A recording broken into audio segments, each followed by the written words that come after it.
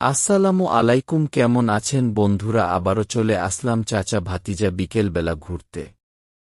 বাংলাদেশের এক প্রত্যন্ত অঞ্চলে ছিল এক বিস্তীর্ণ হাওর, নাম ইজলজি। বর্ষা এলেই হাওরটা যেন বিশাল এক দরিয়া হয়ে যেত।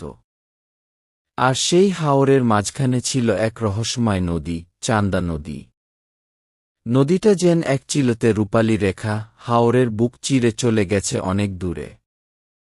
একদিন হাওরের মানুষের জীবন বদলে গেল, কারণ সেই চান্দা নদীর ওপর দিয়ে তৈরি হল এক সরু রাস্তা।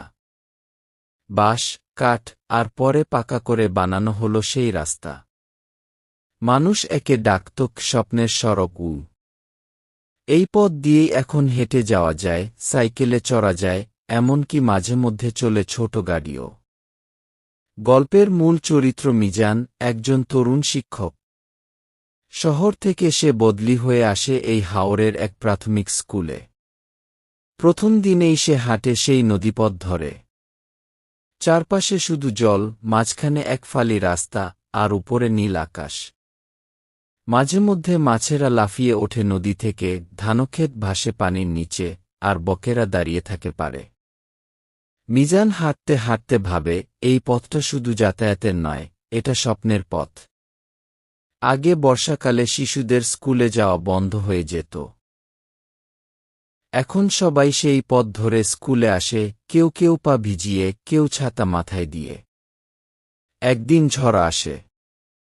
নদী ফুঁসে ওঠে, রাস্তার একাংশ ভেঙে পড়ে। সবাই ভয় পায়, ভাবে আর বোধহয় যাওয়া যাবে না। কিন্তু মিজান বসে থাকেনি। গ্রামের তরুণদের নিয়ে সে আবার বাঁশ, মাটি আর বস্তা দিয়ে রাস্তা মেরামত শুরু করে। 3 দিন পর আবার সেই রাস্তা দিয়ে বাচ্চারা স্কুলে যায়, হাসে, দৌড়ায়। চান্দা নদী আজও বইছে, আর তার বুক চিরে চলে গেছে সেই সরু রাস্তাটি, যা শুধু মাটির নয়, মানুষের আশা আর ভালোবাসার গল্প বয়ে নিয়ে যায়। তো বন্ধুরা, গল্পটি কেমন লাগলো? ভিডিওটি ভালো লাগলে শেয়ার করে দিবেন। এরকম সুন্দর সুন্দর ভিডিও দেখতে পেজটাকে ফলো করে দিবেন। সবাই ভালো থাকবেন। আল্লাহ হাফেজ।